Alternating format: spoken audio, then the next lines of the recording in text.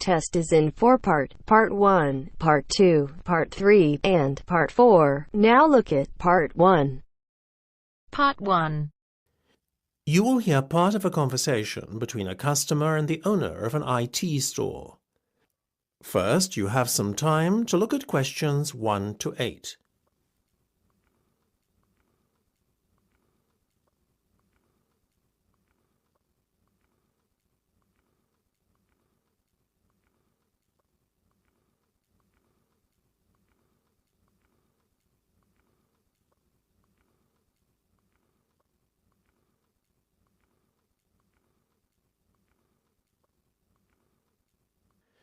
You should answer the questions as you listen, because you will not hear the recording a second time. Listen carefully and answer questions 1 to 8. So, before we go any further, can we just confirm what has been agreed so far, as it's starting to get a little complicated? Certainly. Tell you what, why don't I start to make out the invoice? Should I address it to you personally, or is there a business name you'd like me to use? We trade under the name Ben and Dye Enterprises. Okay. Now, as you were talking to one of my sales reps to start with, I'm going to put him down as the contact on the invoice. That way, he'll get the commission on this sale, you see. His name was Rowan Laver, is that right? Rather peculiar name, but a lovely man. You almost got it. It's Rome, as in the city, and Laver, Laver. Your order number is 6589B521. You're paying in full, is that right? Yes. Okay. Today's the 4th of April, so we'll put a due date of the 10th on there. Now, do you remember your order details? Yes. First there was the filing cabinets. Of course, for a rate of £15 each. Didn't you order print paper as well? Yes, we're taking 20 glossy photo paper bundles. What's the unit price again? It works out at £20 per bundle and £400 in total. And Rome said we could do a deal on the software packages, isn't that right? Yes. Seeing as you bought 5 at once, we'll reduce the unit price to £100 from £120, leaving us with a total amount of £500.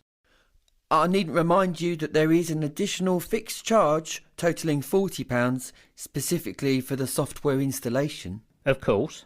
So, getting to a total figure then including sales tax, 16% VAT is added on. That gives us £1,160 by my reckoning. By VAT, do you mean sales tax? Isn't that 10%? It's 25% on some products and 10% on others. We work out an aggregate figure and apply it to all goods sold. In this case, it was 16%, as I've mentioned. Fair enough. Before listening to the rest of the conversation, you have some time to look at questions 9 to 10.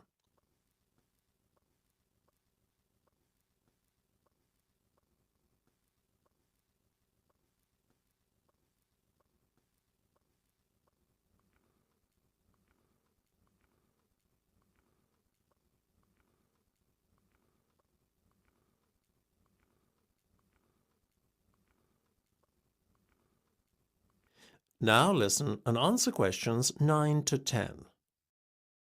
Listen, I know the due date isn't for a week, but do you mind if I write you out a cheque today? Not at all. You can make it out to me, Michael McCloskey. How do you spell that then? What, McCloskey? It's capital M C, capital C, Loskey. Got it. And how much should I make it out for in total? £1,500, please. £1,500? Yes, that's including my consultancy service fees. Oh, I almost forgot about that. Let me make a note here on the cheque. Includes consultancy fees. Now we're almost done.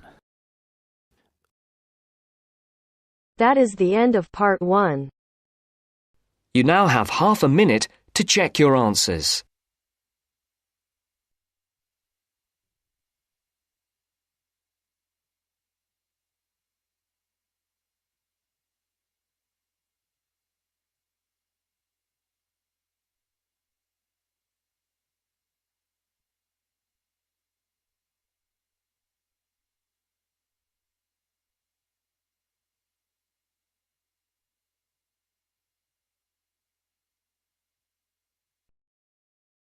Now turns to Part 2. Part 2. You will hear a recorded message giving information about an area where tourists can visit to taste local food. First, you will have some time to look at questions 11 to 13.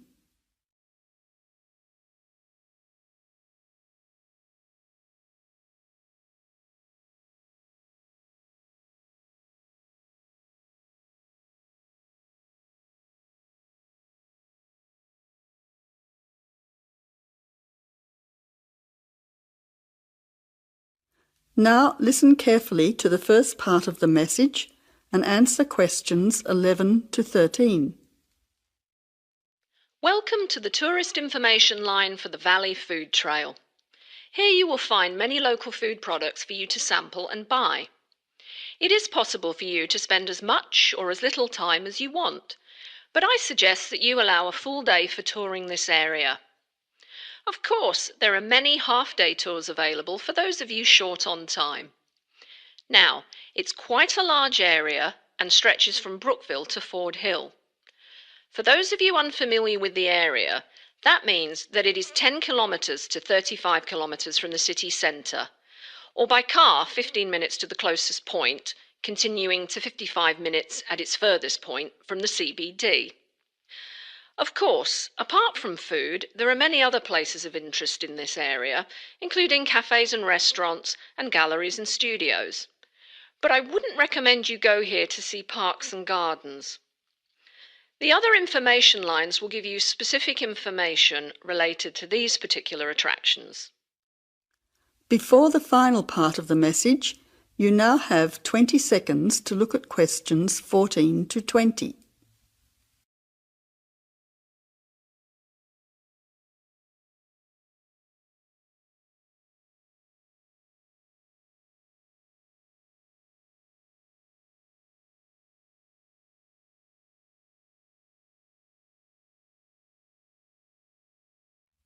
Now answer questions 14 to 20.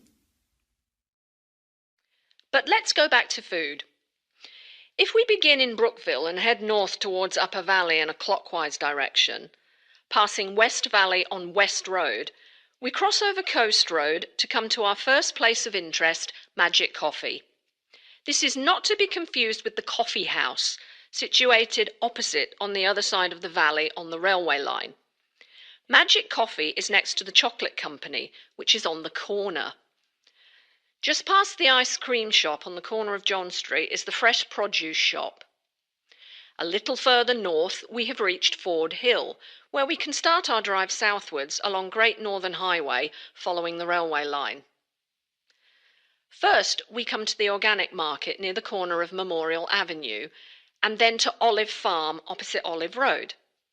Just before we come to the next street crossing, we see the Honey Pot, which is practically opposite the coffee house. There is another chocolate company which sells nougat as well, just nearby. Following the railway line along Great Northern Highway, we return back to Brookville. Now, as I have said previously, if you only have a few hours to spare, there are several places that you shouldn't miss. The two chocolate places make equally nice chocolate, but the factory has the added bonus of nougat, unlike the company.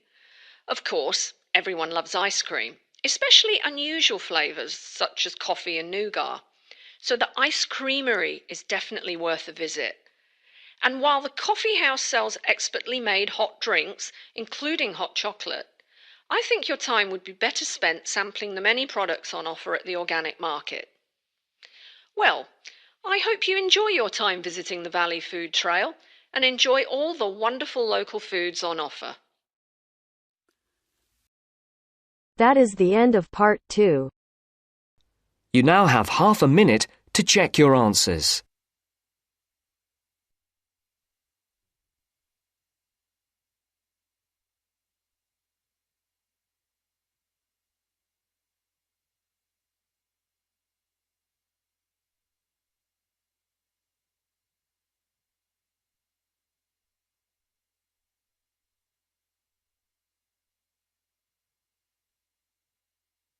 Now turns to Part 3. Part 3. You will hear a trainer giving a talk to people who want to learn outdoor survival skills. First, you have some time to look at questions 21 to 26.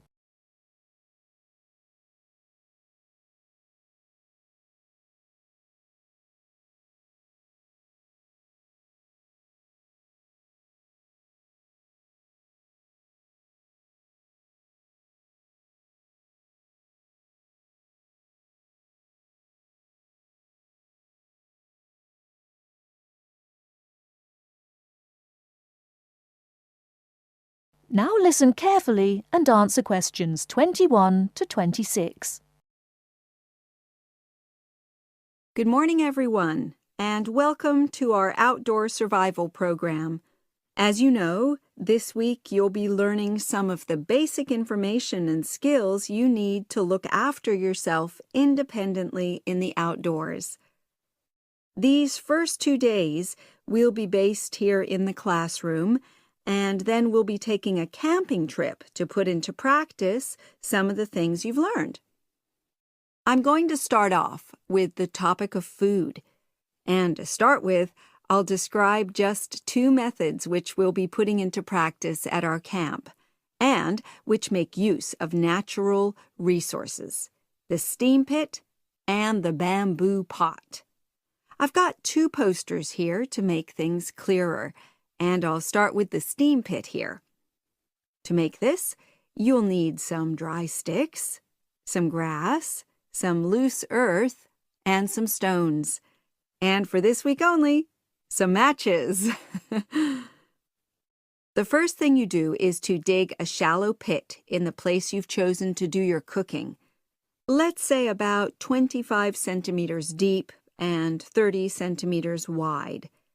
Your sticks have to be a bit wider than the pit because you have to put a line of them along the top from one end of the pit to the other.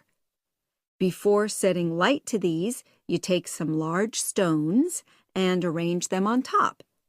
Then you start the fire and wait till the wooden platform burns through and the stones fall into the pit. At this point, brush away any pieces of hot ash from the stones. You can use a handful of grass, and then take another stick and push it down into the center of the pit, between the stones. After that, you cover the whole pit with a thick layer of grass. And then you can put your food on it, wrapped in more pieces of grass, like parcels. Finally, cover the whole thing with earth. You have to pat it firmly to seal the pit. Then all you have to do is take the stick out and pour a bit of water into the opening that it leaves. It should take about 4 hours for your food to cook, as it cooks slowly in the steam that's created inside the pit. Before you hear the rest of the talk, you have some time to look at questions 27 to 30.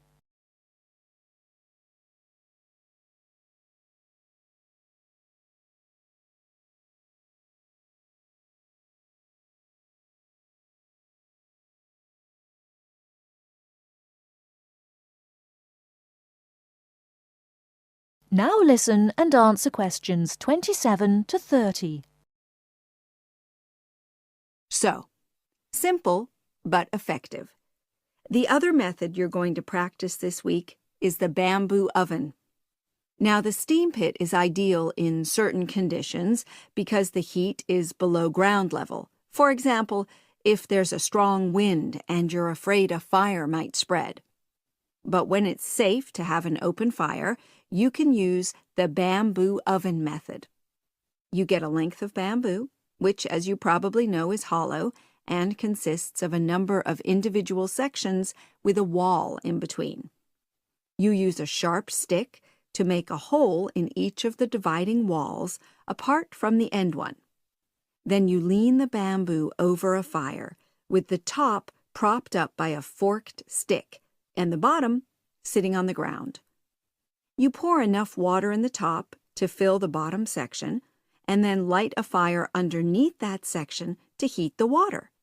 Then you put your food inside the top section, and the steam coming up the bamboo through the holes you made cooks it. I'm going to move on now to food itself and talk about some of the wild plants you might cook. I'm going to begin with fungi.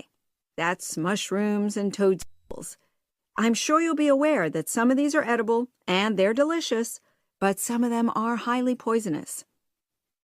Now, whether they're poisonous or not, all fungi that you find in the wild should be cooked before eating, because that helps to destroy any compounds in them that might be mildly toxic. But be aware that any amount of cooking won't make poisonous varieties any safer to eat. Unless you can definitely identify a fungus, you should never eat it. It's not worth the risk. And you need to be really sure, because some fungi that are poisonous are very similar in appearance to certain edible varieties. They can easily be mistaken for each other. So, having said all that, fungi are delicious when they're freshly picked, and although they are only moderately nutritious, they do contain minerals which the body needs. I'll move on now to leafy plants, which are generally... That is the end of part 3. You now have half a minute to check your answers.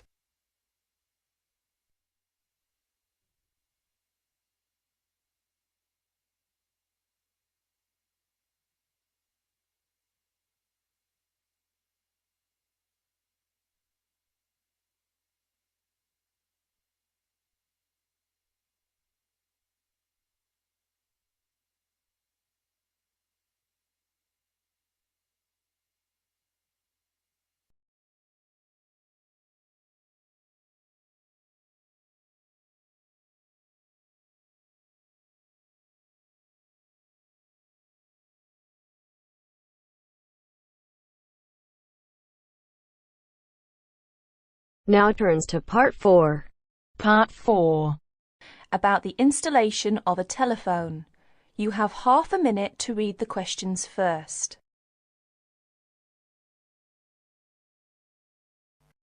First, you have some time to look at questions 31 to 40.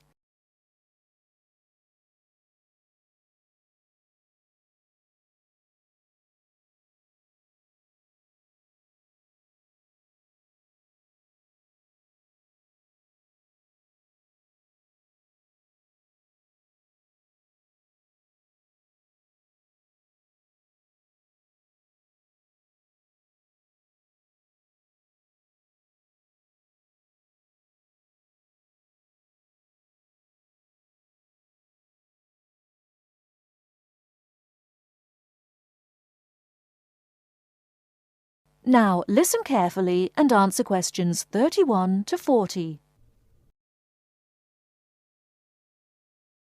I buy a new telephone. You read the instructions and I will install it, right? Sure. First, push the battery door outward to open and then insert 2 batteries, size AAA. Make sure they are following the polarity directions indicated inside the battery compartment. Finally, close the battery door. This is the first step. Now, let's come to the second step, adjusting time. Press time key first, then press MRC key more than 1 second to enter the time, adjusting state. Have you seen the second digit flashing now? Yes, it is flashing now. So let's go on. Press MRC key again to adjust minute, hour, date. Have you finished? Yes, all the digits have been flashing successively. Now it comes to adjusting alarm. Press alarm key to enter the 3 states of A1, A2, A3. Pay attention to the 2 keys in the corner on the right hand. They are the keys to lock and unlock the alarm respectively. Press MRC key to enter the adjusting procedure. And have you seen the second digit begin to flash? Yes, I think I should repeat this action, yes? Yes. Press MRC key again to adjust minute and the on-off of the alarm. By now you own a phone at the same time with a clock that can wake you up in the early morning. That is the end of part 4. You now have half a minute to check your answers.